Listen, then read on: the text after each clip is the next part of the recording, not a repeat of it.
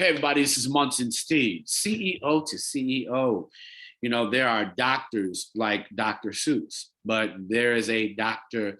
Lisa Williams that you should know that is a doctor as well. She has produced books that entertain our community, but more than anything, she has created an entire universe of beautiful girl and boy dolls and toys available to us all. So, in creating this universe, I thought that as a CEO, you can meet and greet and understand what it is to meet the toy genius and the woman and doctor, because she's a whole PhD. And she literally dreamed and does dream of the universe and experiences and the planets that all our children can grow to and explore with dolls that look just like them and are made, named, and incorporated with all the cultural identity that we love. Hey, Dr. Lisa, how are you? Hey, Munson, I'm awesome. Thank you so much for having me.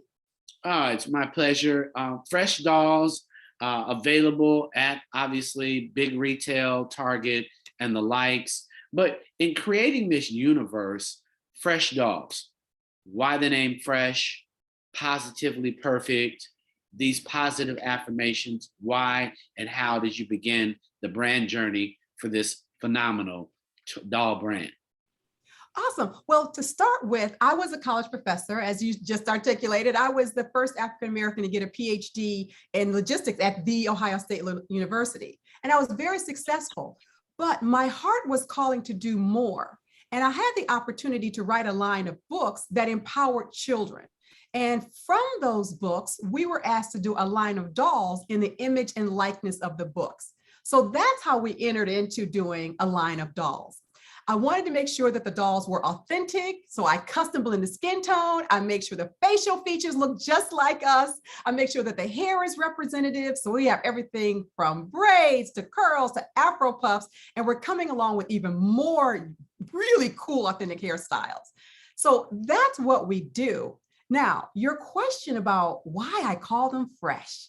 It is because when I looked around the marketplace and I saw what was being offered to our community, I thought it was something that was very traditional, but it didn't really capture who we are. It didn't capture the glow in our skin or the beautiful texture in our hair. It just didn't do it.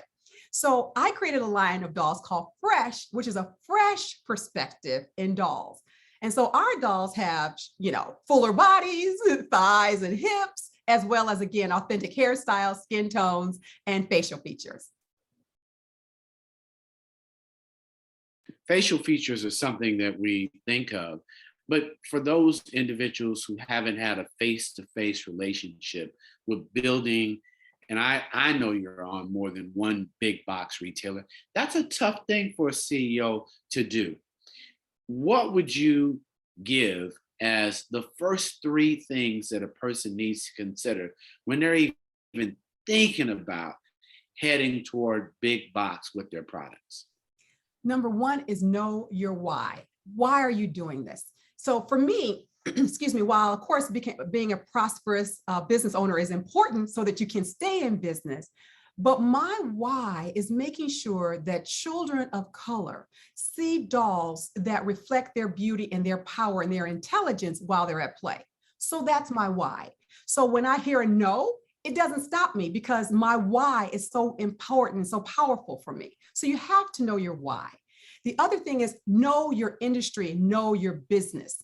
And know the key players in that business so that you can see what mistakes they made to see if you can avoid them and what other things you can learn from them. And if you're interested in getting into the big box retailer, you need to know what they need. Meaning, go to the store, look around, what's missing? You know what you have to offer. Just see and say, hey, big box retailer, you don't have this. And this is why you need it. This is why your customers would need it. And this is why there's profit revenue if you bring my idea to shelf.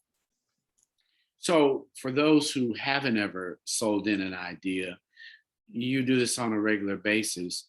What is it like? Describe from the beginning to the end of you being able to even pitch an idea, a new product, and how far in advance typically are retailers? Oh my, that's a great question. People always think, oh, Christmas is, in December. So let's talk to Target in, let's say October. It's like, no. It typically takes, particularly in the doll industry, it takes at least a year in advance when they set the mod. So modular meaning the shelving. So you want to try to reach out to them about that time. There are very clearly defined schedules and meeting times. And sometimes you can find that on websites, but if not, call the retailer and say, I have an idea, I want to pitch. When is the best time to meet with the buyer? So that's the first thing, is making sure you're on their time schedule. And that coincides with understanding the buyer's needs, which is going to be, what don't they have on the shelf? And then understanding if you need to have a prototype to come with you. I mean, it's one thing for us to know what's in our heart, and we know how beautiful this product is going to be once it's finalized. The buyer can't tap into your brain or your heart. So have a prototype, even if it's a very beautiful photo or illustration, very detailed, so they really can get an understanding of what they're going to be buying into.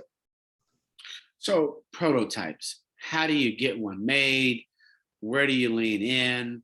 Are there some associations? And what are the first steps to even getting a prototype made?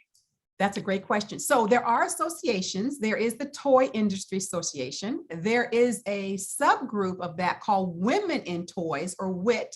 So if you have any female viewers that are looking to enter into the toy industry, I highly recommend they contact WIT for that. And a prototype can be incredibly expensive to produce, because it depends on what it is that you want. If your prototype is going to make noise or sound or sing or do anything like that, that's engineering. So you'll have to work with an engineer in the prototype company to get that done. There are several prototype companies across the country. There are several, they're all over. So you can find them, just look up prototypes on Google, but do your research. Do your research, get referrals, talk to them, interview them, make sure that they're actually capable of doing what you need to do. And the other option is you can get prototypes done from the factory in Asia, which is where I work from, and they can produce prototypes for you as well. And they typically are a little less expensive than working here in the States. So give me an experience that, or tell me a story that you have experienced in using individuals who are in China. What do you expect? What's it like? Can I call them right now? Are they awake at this moment?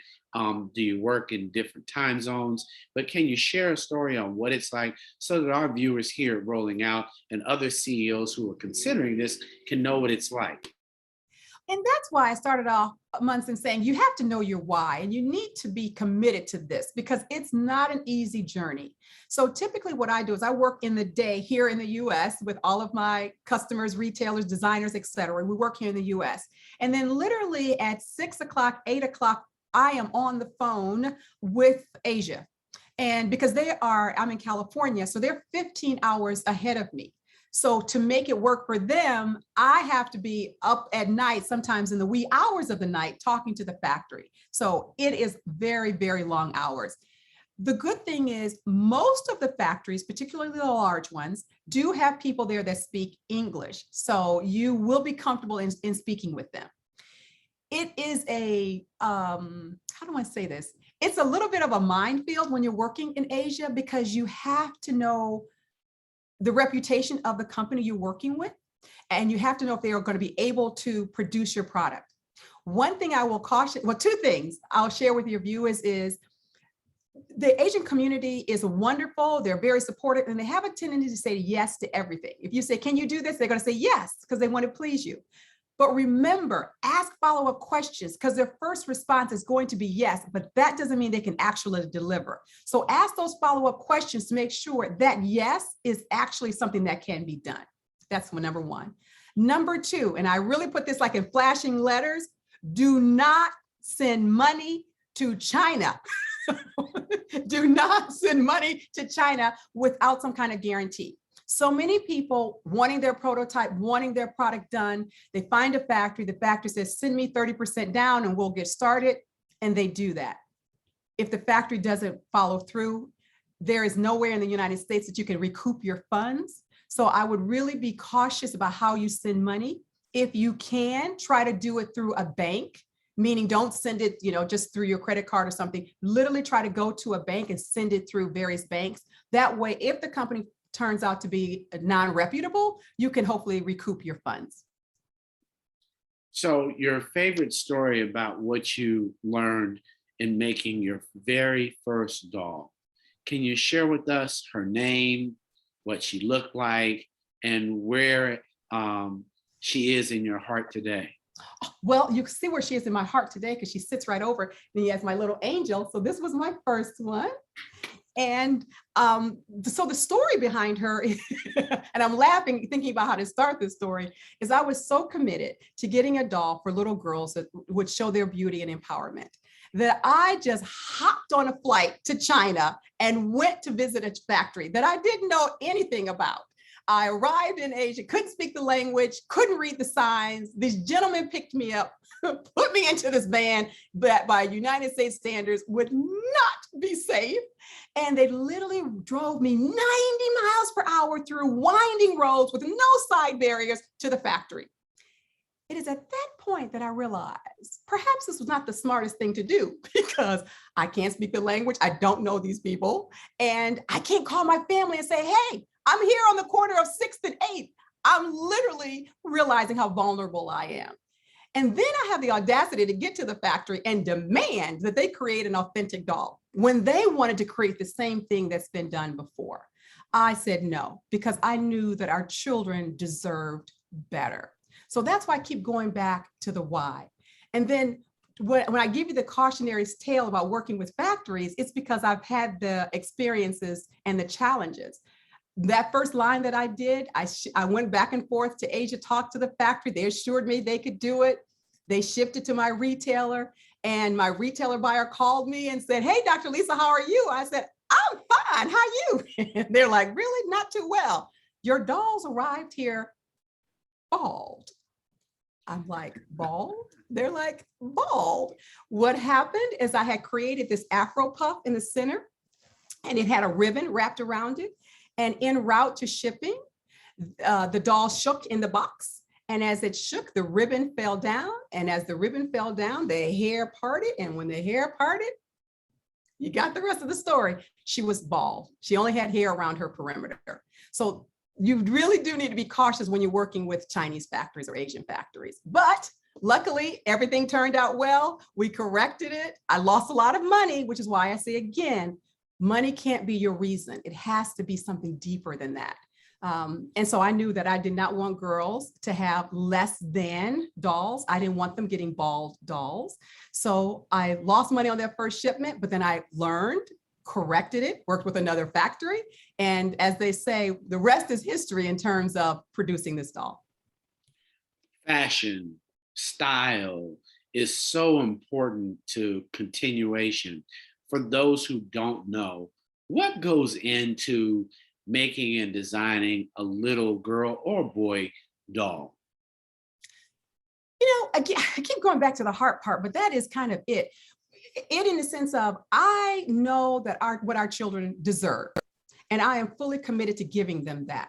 And so when I look at the trends in terms of fashion, I want our little girls to have those trends, and boys, because we do a line of boy dolls too. I want them to have those trends on their toys. I want them to have the best. I want them to have the cutting edge. I want them to have the trendiest. I want them to have the most empowering dolls. And so we are constantly scouring fashion books, celebrity fashions, following fashion influencers, and then modifying those styles so that they are representative of our community and they're respectable for children and in women and men in our community. That's very important, is that our dolls always positively respect our community. So when you do that, just for those who don't know, I know that you're not cutting any swatches. You're not having to do that. There are individuals who really are made and that's what they do. Who are they? How'd you find them? Great questions, because these are things that took me years to figure out. So I say these are great questions. You can go to the factory, and every factory, or virtually every factory, will have a seamstress there that you can give them complete directions on what it is you want the fashions to look like for the doll. that is going to be a little back and forth because of the cultural differences. And particularly if you want something very specific, it's just a lot of, back and forth with corrections and modifications. If you want to avoid that kind of back and forth, then work with people here in the United States. And there are doll fashion designers here in the US. You can find them on LinkedIn. That's probably the best way of finding them. You can't really Google them, but on LinkedIn, they are there. I will admit it's almost like a secret society because no one talks about where the fashion came for their doll, but they are on LinkedIn. And of course, going back to the Toy Industry Association, you'll be able to find a lot of them there, and they can help you to design an outfit here in the States. You can then send that finalized outfit over to your factory, and then it makes it easier for them to perfect what you want to do. So when you think of that, you had a successful company. Now somebody wants to license your product. What does that opportunity look like? Should people consider licensing their product? And what should they know about that process? Boy, that's another great question. Licensing is awesome in regards to, it allows you to expand your vision or expand your brand. So you can license into other categories. But again, you have to be very, very careful. See, I'm so clear on my why, and I'm so clear on what I wanted to show with our children and in our community, that I am always making sure that I have all approval rights. And so you have to make sure that people will come to you and they'll say, hey, we want to license your product. We can put it in more stores. We can put it around the world, et cetera. But you still have to have 100% approval rights on everything, because it's your brand and it's your name, your reputation, and it's your vision that's being expressed. So when you're writing that contract or signing that licensing contract, read the fine print, have an attorney look it over. But the main thing is, I will make sure that you have, again, final approval rights on everything creatively, even the customers, how it's promoted. You want to make sure that the licensing company actually dedicates a percentage of sales towards promoting your items, because it's no good to have a product that no one knows about. So marketing is very important. And you want to make sure that that franchise company is saying, we're going to spend X number of dollars in promoting your item. And then again, you want to just make sure that you have approval. That's important, because people will take your idea, turn it into theirs, usually in terms of cost cutting. And when you see it on the other end, after they've managed it, you won't even recognize your product. So it's important. I can't stress enough: approval, making sure you're involved in every step, and making sure that they dedicate funds to market and promote your brand. Thank you so much for that.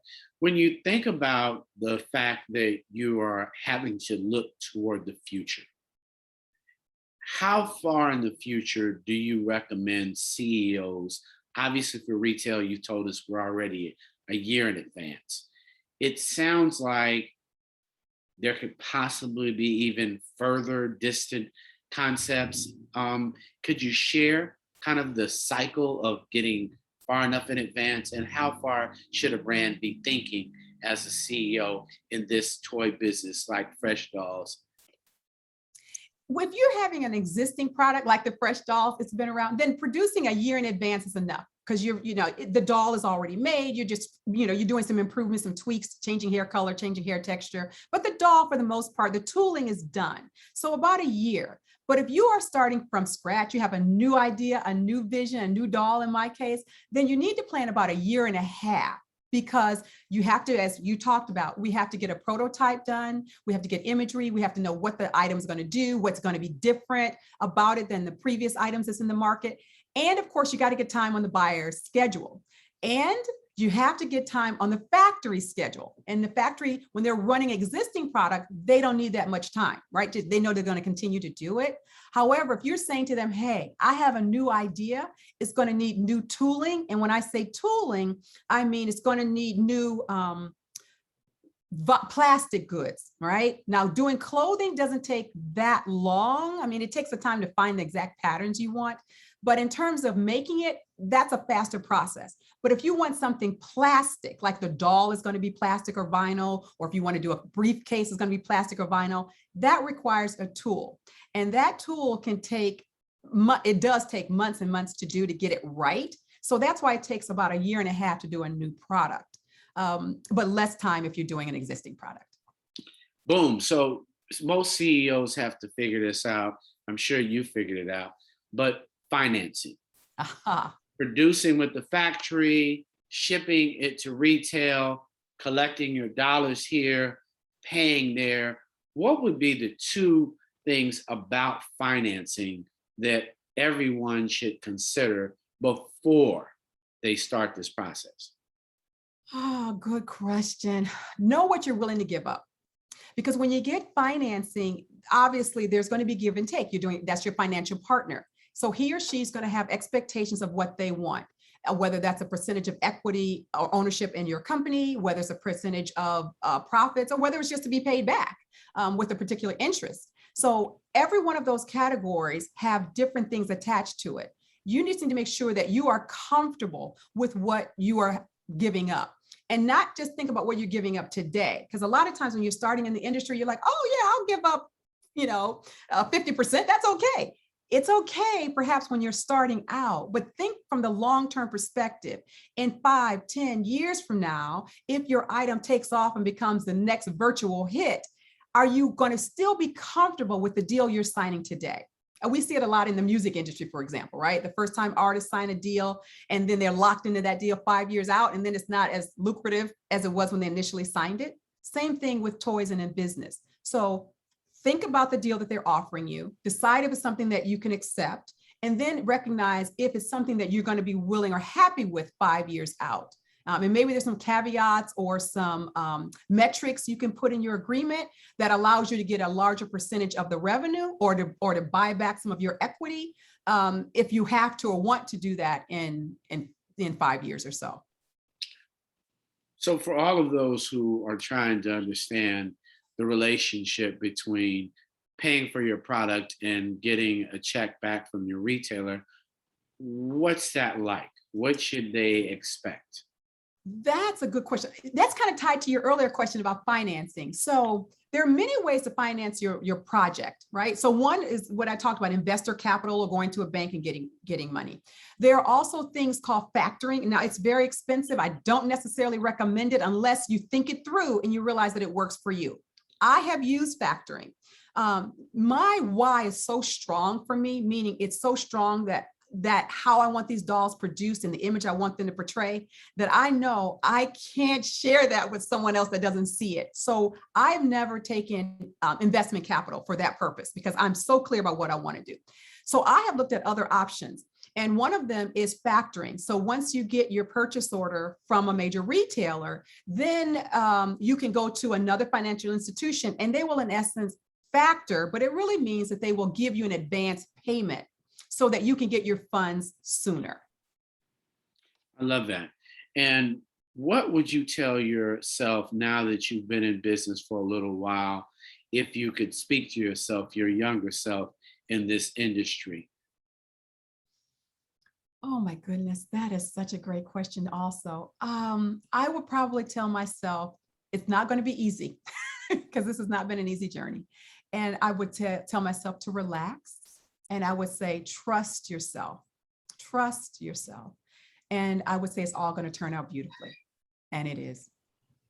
So tell us lastly, if you would, or share a story about a child that has written you, or you've seen the child, your doll, in a show. Can you share one of those moments, if you would, with us? Yes. Oh my gosh. The one that comes to mind is we were at a festival, Essence. We were at Essence Festival and we had the dolls there. And there weren't so many little girls, there were a few, but it was more the mothers that came up to me. And I'm still emotional when I think about it, because they literally they were crying. And I'm not talking about the little cute tear where you can just, dot here. No. I'm talking about crying where their shirts were tear stained. They were so touched. Oh, somebody emotional.